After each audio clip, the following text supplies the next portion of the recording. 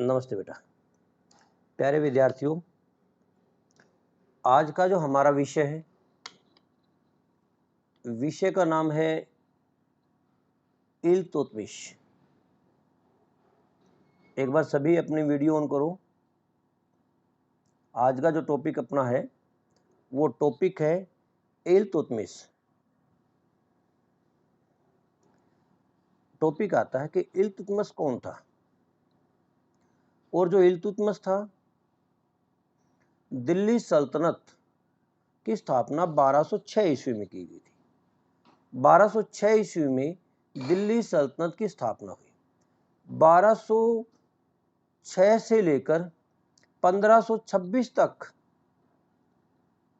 का काल जो है दिल्ली सल्तनत का काल कहा जाता है। मेरी आवाज आ रही बेटा आपको? ठीक है, ठीक है, ठीक है। तो 1206 से लेकर 1526 तक का काल जो है वो दिल्ली सल्तनत का काल है। 1206 ईस्वी में इल्तुतमिश के जो ससुर थे, मैंने इसलिए वर्ड यूज किया अभी यहाँ, कुतुबुद्दीन ऐबक ने दिल्ली सल्तनत की 1206 ईस्वी में स्थापना की थी। 1206 ईस्वी में दिल्ली सल्तनत की स्थापना हुई। तो दिल्ली सल्तनत का संस्थापक जो माना जाता है वो कुतुबुद्दीन ऐबक को माना जाता है। लेकिन कुतुबुद्दीन ऐबक को संस्थापक माना जाता है।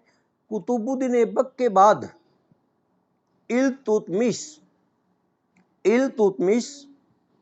जिसने 1211 से लेकर 1236 ईस्वी तक शासन किया, इल्तुतमिश को दिल्ली सल्तनत का वास्तविक संस्थापक माना जाता है। एक तो होता है बेटा संस्थापक, जिसने स्थापना की हो, इसे वास्तविक क्यों माना जाता है? क्योंकि इसके द्वारा उत्तम क्वालिटी की एक प्रशासनिक व्यवस्था कायम की गई, प्रशासन कायम किया गया। इसके द्वारा जो दिल्ली सल्तनत के सामने जो कठिनाइयां थी, उन कठिनाइयों को दूर किया गया। इसके द्वारा वास्तव में जो है इक्तादारी प्रणाली का प्रारंभ किया गया। हालांकि इक्तादारी प्रणाली का प्रारंभ जो है मोहम्मद गोरी के समय हो चुका था, ऐसा इतिहासकारों का मानना है। उस व्यवस्था को सही मायने में कार्यरूप, और दिल्ली सल्तनत की अगर बात करूं, स्थापना में दिल्ली सल्तनत की स्थापना करने के बाद और जो है दिल्ली सल्तनत में इक्तादारी प्रणाली का प्रारंभ, उसको सही तरह से व्यापक रूप देने का प्रारंभ, वो कुतुबुद्दीन ऐबक के बाद इल्तुतमिश के द्वारा किया गया। अब भाई बात आती है कि इल्तुतमिश था कौन, क्या सिस्टम था इसका। सबसे पहली बात आती है बेटा, मैं सारा बताऊंगा खोलकर, पहला मैं एक बार टॉपिक पूरा कर लेते, क्योंकि ये सारी इसके बाद प्रशासनिक व्यवस्था आएगी। इक्तादारी एक प्रशासन की एक इकाई है, क्योंकि देखो टॉपिक है ये। अभी मैं पहले इसके बारे में बताऊंगा, उसके बाद इसका प्रशासन कैसा था, इक्तादारी प्रणाली थी क्या। एक प्रशासन की एक इकाई होती थी, एक प्रशासनिक इकाई होती थी। उसमें जो है सैनिक सेवा, सैनिक रखने होते थे। उन्हें अपने क्षेत्र में, जैसे हांसी एक एकता हुआ करती थी, हांसी में जितने गांव थे वहां उसे जो है एक प्रशासनिक व्यवस्था कायम करनी होती थी, जो सुल्तान का प्रतिनिधि वहां नियुक्त किया जाता था। और उसमें क्या करते थे, उस इक्तादारी प्रणाली के अंदर वहां एकता में वो जो है आंतरिक और बाह्य सुरक्षा करेगा, वहां राजा के आदेशों का पालन करवाएगा, राजा के जो आदेश है, राजा के जो है नियम है, उन नियमों को वहां लागू करेगा, वहां एक सेना रखेगा, वहां से राजस्व इकट्ठा करेगा। ये सारे काम इक्तादार के हुआ करते थे। तो इक्तादारी क्या थी ये बाद में बताऊंगा। यहां तक समझ आ गया? ठीक है। अब क्या है, कहते हैं कि इल्तुतमिश जो था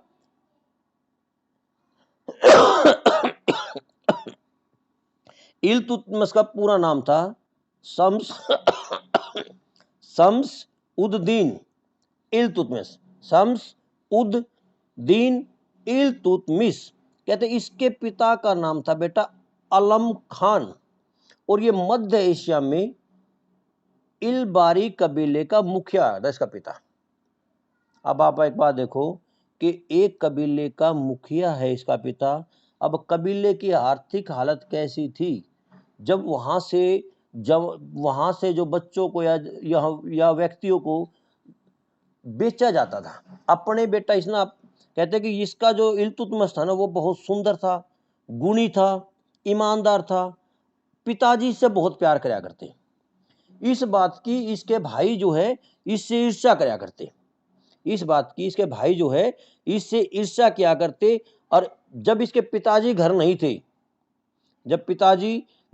थे, तो कहते हैं इसने जो अब इसका पिता को की गैर हाजिरी में इसके भाइया ने इसको बेच दिया। इसके पिता को गैर हाजिरी में इल्तुतमिश को बेच दिया। यानी एक बार सिस्टम देखो आप भाई, इसका मतलब वहां दास व्यापार जोरों पे था। अपने बेटों को कुतुबुद्दीन ऐबक को भी ऐसे बेचा जाता था, गया था, तो अपने जो है यहाँ दास व्यापार था। अब इल्तुतमिश की कुछ उपाधि थी।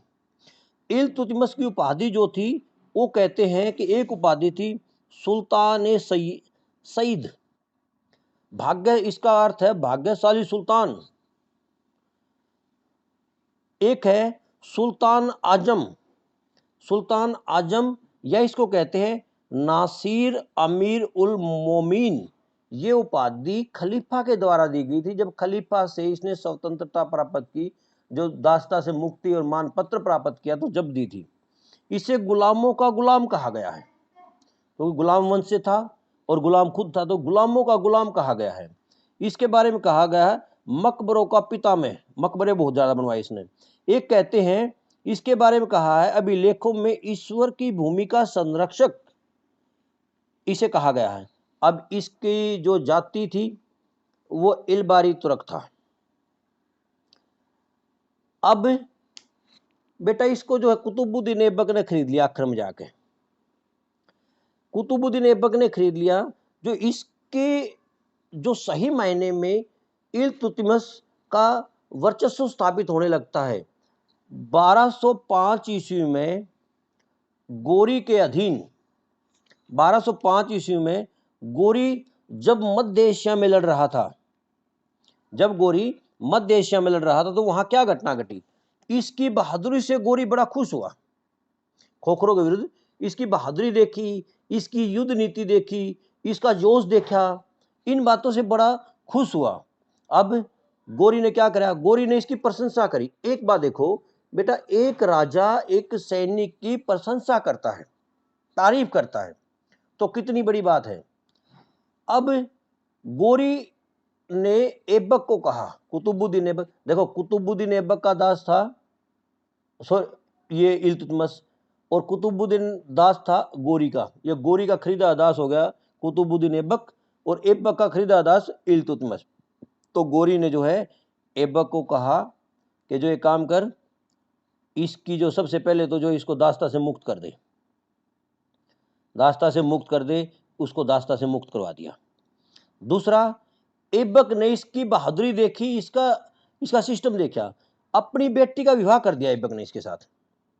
और जब ऐबक यहां सुल्तान बना तो ऐबक के द्वारा बदायूं का सूबेदार इसको नियुक्त कर दिया, अपनी बेटी का विवाह कर दिया। अब आप इंपॉर्टेंट बात देखो कि एक दास के साथ एक राजा, ऐबक हालांकि दास था, चोर मान लिया, लेकिन एक राजा दास के साथ अपनी पुत्री का विवाह करता, बहुत बड़ी बात है।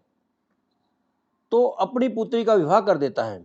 जब ऐबक की मृत्यु हो जाती है, ऐबक की 1210 ईस्वी में मृत्यु हो जाती है, और उसके स्थान पर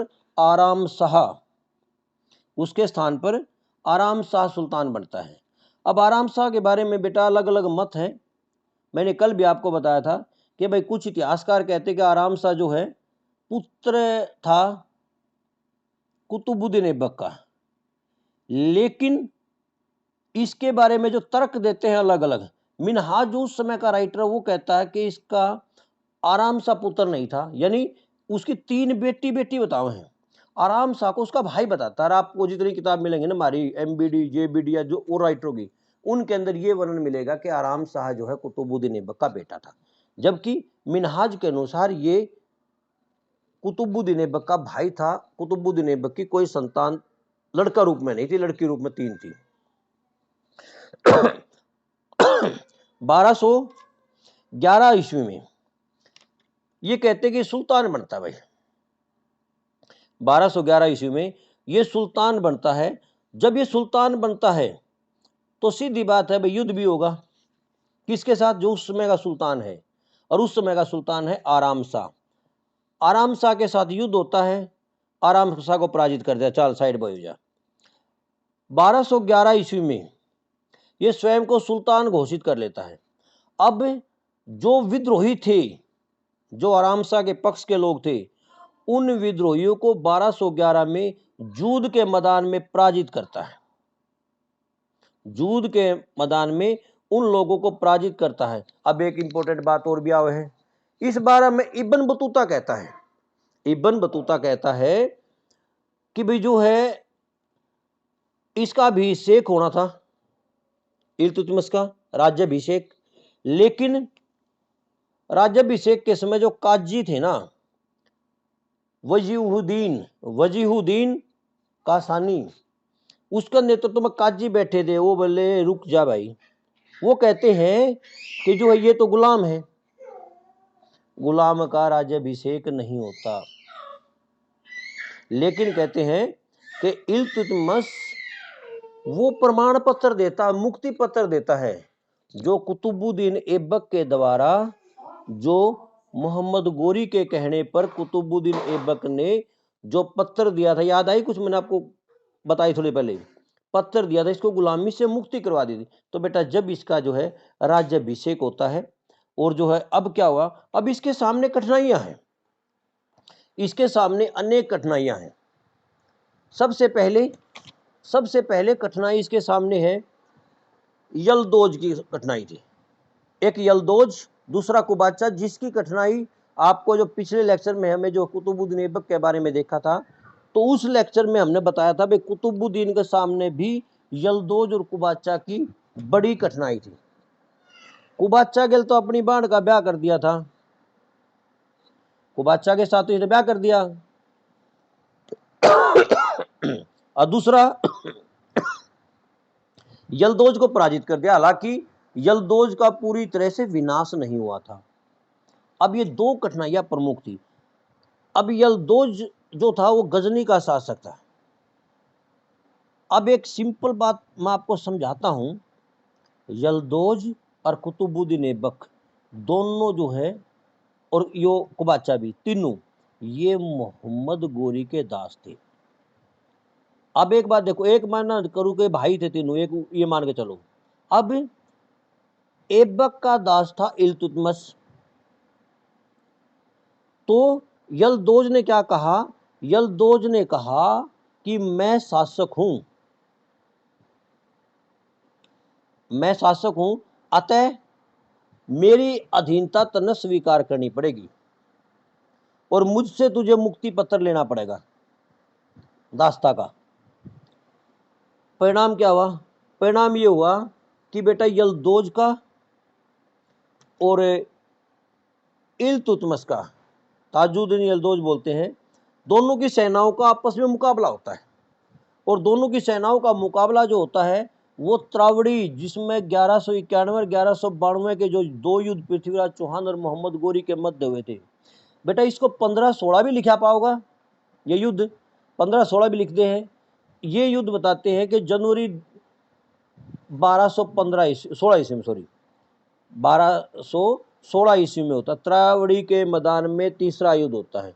इसमें क्या हुआ, इसमें यलदोज पराजित होता है, उसको पकड़ लेते हैं, यलदोज पराजित हो जाता है, उसको पकड़ लेते हैं। अब क्या करें, यलदोज दी पकड़ के है ना ले आवे हैं बदायूं, और बदायूं में उसका जो है हत्या कर दी जाती है। और आज भी कहते हैं कि यलदोज की जो कब्र है जहां उसको दफनाया गया वो बदायूं में है आज भी। और जो है लोग कहते हैं उसके, जब उसकी कब्र है वहां मकबरा बना दिया, तो लोग वहाँ जाते हैं और उसके जो वहाँ जो है मन्नत मानते हैं। एक तीर्थ स्थल टाइप में बन गया आजकल, आज का टाइम। बदायूं भाई जो है, मैं कल ये तो देख कर बताऊंगा, बाकी जो है ये यूपी का एरिया में पड़े हैं, पकड़ कर लेके देने। कलियर कौन सी डिस्ट्रिक्ट में पड़ा है वो मैं बता दूंगा। तो बदायूं लेगी इसने। अब क्या हुआ, इसकी कब्र होगी। अब इस पराजय से, यलदौज की पराजय से बेटा एक बहुत बड़ा खतरा खत्म हो गया। जो गजनी प्रांत से जो जुड़ा हुआ था ना, कि भाई उसका अधीन है, उसका अधीन है, गोरी का अधीन था, गोरी का, वो ड्रामा खत्म हो गया भाई। अब भारतीय क्षेत्र पूर्णतः स्वतंत्र हो गया, भारतीय क्षेत्र पूर्णतः स्वतंत्र हो गया और इल्तुतमिश के डायरेक्ट रूप से अधीन आ गया। अब कोई ये कहने वाला नहीं कि भाई ये क्षेत्र इसके अधीन होया करता, क्योंकि उसने यलदौज को पराजित कर दिया। यलदौज को पराजित करने के बाद उसकी हत्या कर दी, मुद्दा खत्म। चल भाई, दूसरा ड्रामा शुरू हो गया कुबाचा का। अब कुबाचा कौन था? कुबाचा भी मोहम्मद गोरी का खरीदा हुआ दास था, और ये सिंध, आज पाकिस्तान में जो प्रांत है ना, सिंध प्रांत का ये वहां का शासक बन बैठा था। कुतुबुद्दीन ऐबक ने तो इस गिला अपनी जो है बहन का विवाह कर दिया था। अब ये भी कहता कि मैं शासक हूं, मैं मानू, मैं हूं मैन। तो परिणाम ये हुआ कि दोनों सेनाओं के मध्य अब जो है इल्तुतमिश ने सेना लेकर युद्ध कराया कुबाचा के साथ, नासिर कुबाचा के साथ युद्ध कराया। अब कुबाचा के साथ कहते हैं युद्ध करने के बाद लाहौर छीन लिया। अब वो चिनाब नदी में कूद गया अपनी जान बचाने खातिर और डूब कर मर गया। इल्तुतमिश ने अब जो है कुबाचा का जो बेटा था नासिरुद्दीन महमूद, उसको वहां सूबेदार नियुक्त कर दिया और वापिस आ गया। अब कहते कुछ ऐसा घटनाक्रम घटा कि कुबाचा का जो पुत्र था नासिरुद्दीन महमूद, उसको भी जो है यहाँ 1227-28 में कुछ घटनाएं घटी और इनका इसने विद्रोह करा और जो है वो भी वहाँ डूब कर मरा। कुल मिला के कहूँ, उसके बाद दिल्ली प्रांत का पार्ट बन गया। दिल्ली राजधानी के अंतर्गत जो है सिंध तक का क्षेत्र आ गया। कुल मिला के दो जो दुश्मन थे, यलदौज और कुबाचा, दोनों का अंत हो गया। राजधानी परिवर्तन, ये बड़ा इंपॉर्टेंट है। दिल्ली पहले राजधानी नहीं हुआ करती थी। इल्तुतमिश ने देखा कि बार बार जो है कभी यलदौज का अटैक, कभी कुबाचा का खतरा, कभी मंगोलों के आक्रमण, ये सारे सिस्टम बार बार होने लग रहे हैं। तो उसने क्या किया, उसने राजधानी परिवर्तन कर दिया और लाहौर की बजाय दिल्ली राजधानी लिया। इसके बेनिफिट क्या हुआ? इसके बेनिफिट ये हुए कि दिल्ली राजधानी बनता है ना, अब लाहौर और दिल्ली का अगर हम फैसला देख ले तो बेटा लगभग 450 किलोमीटर पड़ता है। और वहां से अगर कोई आक्रमणकारी, और लाहौर के ऊपर तो तभी कोई विदेशी आक्रमणकारी अटैक कर दिया करता, यहाँ जो है संभलने का मौका मिल जाएगा। और लाहौर में एक शक्तिशाली सेना रख दी उसने, वहां किलेबंदी करवा दी, सीमांत प्रदेश जो थे उनकी सुरक्षा का विशेष ध्यान दिया। एक कहते हैं कि 40सा का गठन, 40 सरदारों का एक संघ बनाया। थोड़ा विद्रोह होता है। एक बेटा कुतबी है और एक मुइजुद्दीन, दो अमीरों का जिक्र आता है। दो अमीरों का जिक्र आता है इसके सामने। अब दोनों जो अमीर थे ना, इनका बारे में कहते हैं कि मोहम्मद गोरी का सरदार, यानी उसका जो एक दास था मुइजुद्दीन, मुइजी, ये था गोरी का दास, उसका टाइम में एक सरदार था। और कुतुबुद्दीन ऐबक के समय में एक कुतबी नामक जो है अमीर होया करता, दो व्यक्ति। अब दोनों व्यक्तियों ने क्या करा, दोनों व्यक्तियों की इल्तुतमिश बड़ी इज्जत करता है।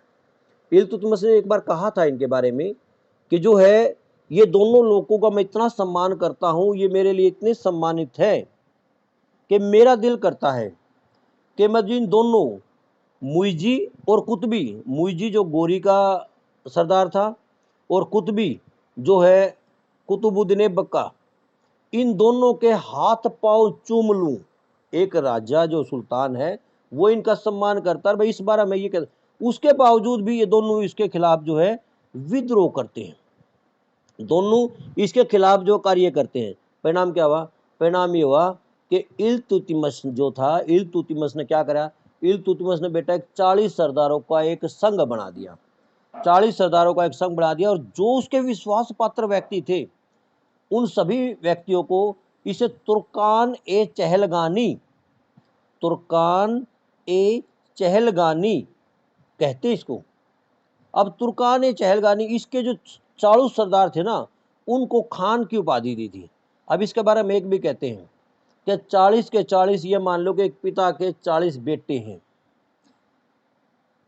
इसका एक और भी इफेक्ट रहा, साम्राज्य विस्तार में और साम्राज्य को सुरक्षित करने में इन 40 सरदारों का बहुत बड़ा रोल आता है। लेकिन इल्तुतमिश की मृत्यु के बाद इन 40 सरदारों का एक रोल और भी आता है कि साम्राज्य को छिन्न भिन्न करने में, आपस में जो है एक दूसरे की टांग खींचने में, आगे के राजाओं के खिलाफ षड्यंत्र करने में इन 40 सरदारों का रोल जो है पहले पॉजिटिव है, बाद में इन 40 सरदारों का नेगेटिव रोल भी रहता है। फिर होता है बेटा मंगोलों की समस्या। मंगोल कहते हैं इल्तुतमिश के टाइम में काम घटना घटी 1221 में।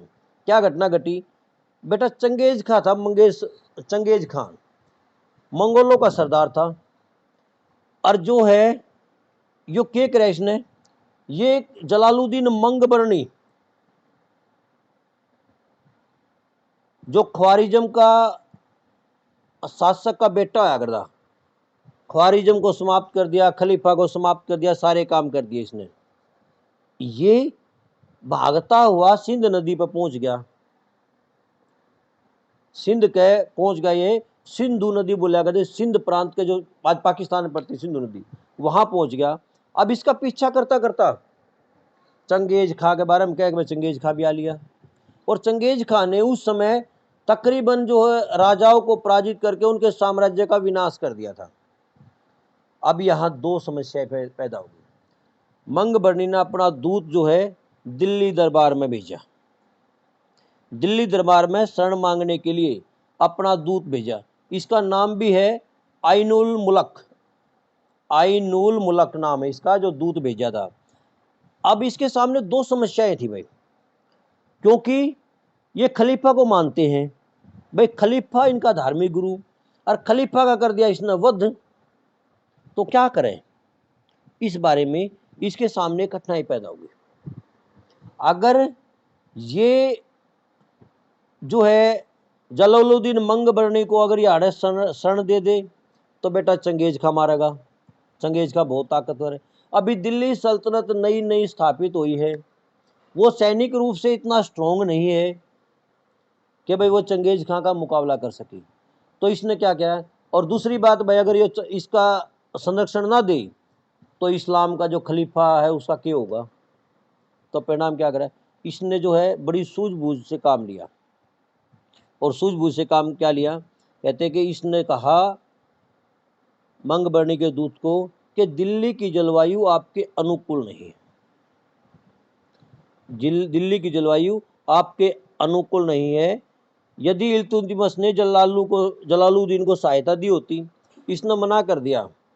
अगर सहायता कर देता तो कहते हैं, इतिहासकार कहते हैं कि जलालुद्दीन को सहायता का मतलब चंगेज खां दिल्ली पर अटैक करता, और जो नव स्थापित जो दिल्ली सल्तनत है बेटा उसका विनाश हो जाता। कहते कुछ टाइम इतोड़ मंगबर्णी घूम घाम के और वापिस चला गया, और इसकी देखी देखी बेरा ला गया भाई, इसकी शरण नहीं दी, यो वापिस चला, ये भी वापिस चला गया, और परिणाम ये हुआ कि जो है इसकी शक्ति बच गई। यानी मैं कहूँ कि भाई चंगेज खां के आक्रमण से इसने नव स्थापित दिल्ली राज्य की हेल्प कर दी, दिल्ली राज्य को बचा लिया। अब आता खलीफा से मान्यता, बहुत इंपॉर्टेंट है, खलीफा से मान्यता। जो यहाँ के जो सरदार थे वो इसको सुल्तान मानने को तैयार नहीं थे। मुस्लिम जगत के लोग जो हैं इसको सही प्रकार से मानने को तैयार नहीं है। तो इसने क्या करा, और खलीफा जो है वो मुसलमानों का धार्मिक गुरु होता है। बेटा इसने जो है अपना दूत खलीफा के पास भेजा, 1229 की घटना है ये, 1229 में भेजा। और दूत को जब भेजा ना उसके पास, समय समय पर खलीफा बदलते रहते थे भाई, दूत भेजा, दूत के पास साथ में इसने क्या भेजा, उसके साथ एक तो जो है एक पत्र भेजा जिसमें जो है खलीफा को सर्वे सर्वा माना, साथ में उसके पास नजराने भेंट करे, बहुत ज्यादा धन दौलत जो है सोने चांदी हीरे जवाहरात के भेजे उसके पास, नजराना भेंट किया। खलीफा खुश हुआ और खलीफा ने क्या करा, खलीफा ने इसे मान्यता दे दी। अब दिल्ली सल्तनत का सुल्तान एक वैध सुल्तान मान लिया गया। अब दिल्ली सल्तनत एक वैध सुल्तान और वैध सल्तनत और वैध शासक हो गया। अब इस्लामिक जो प्रजा थी ना उसने पूर्णतः इल्तुतमिश को स्वीकार कर लिया सारे लोगों ने। अब खलीफा ने इसे नासिर अमीर उल मोमीन, मुसलमानों का प्रधान अथवा खलीफा का सहायक, उसका जो है खलीफा का सहायक नियुक्त हो गया। एक किस्म का ये मानो कि खलीफा ने इसको मान्यता दे दी। इसका बड़ा बेनिफिट हुआ और जो है इसके सिस्टम को कई जो है बेनिफिट हुए। इसने जो है प्रशासनिक इकाई कायम की।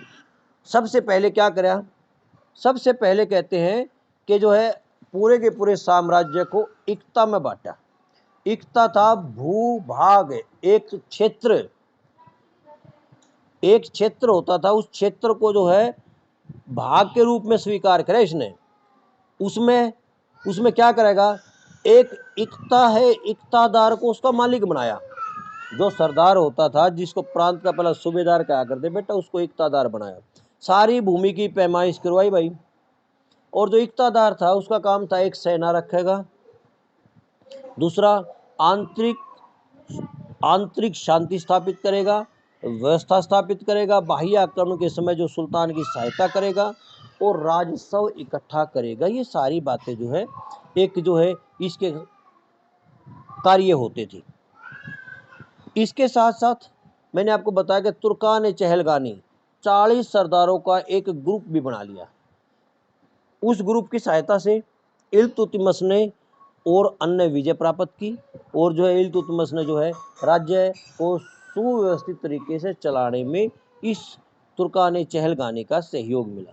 इसके साथ साथ इल्तुतमिश ने न्याय के लिए, निष्पक्ष न्याय के लिए काजियों की नियुक्ति करी। काजी बेटा इसके बारे में एक बात कहा गया है कि इसको ये न्याय प्रियता के मामले में इसको बहुत ही लोगों के मन में इसके प्रति बहुत श्रद्धा थी। न्याय के मामले कहते थे कि इल्तुतमिश एक न्याय प्रिय शासक था। इल्तुतमिश ने 2 प्रकार के सिक्के चलाए। ये 2-2 नंबर के क्वेश्चन पूछे जाते हैं, कई बार ये कंपटीशन एग्जाम में आता है। उसने चांदी का टका और तांबे का जित्तल, चांदी का टका और जो है तांबे का जित्तल चलाया। और बेटा एक बात और भी है, अरबी भाषा में जो है इन सिक्कों पर सुल्तान का नाम और खलीफा का नाम अंकित करवाया। कुल मिला के कहते हैं कि इल्तुतमिश को दिल्ली सल्तनत का वास्तविक संस्थापक माना जाता है। इसने प्रशासनिक व्यवस्था कायम की, इसने जो है यल्दौज और कुबाचा का अंत किया, इसने जो है राजधानी परिवर्तन की, इसके द्वारा प्रशासनिक व्यवस्था कायम की, इसके द्वारा जो है विजयों के द्वारा एक बड़े साम्राज्य की जो है स्थापना की। परिणाम ये रहा कि जो है इल्तुतमिश दिल्ली सल्तनत का इसीलिए वास्तविक संस्थापक माना जाता है। यहाँ तक कर लोगे भाई? कुछ समझ में आया होगा थोड़ा बहुत? बेटा सभी विद्यार्थी अपने अपने रोल नंबर जो है चैट बॉक्स में डाल दो और मैं इसको यूट्यूब पे डाल के ग्रुप में डाल दूंगा। आप सभी उसमें जब भी देखना चाहे देख ले। और सभी विद्यार्थी जो है उस पे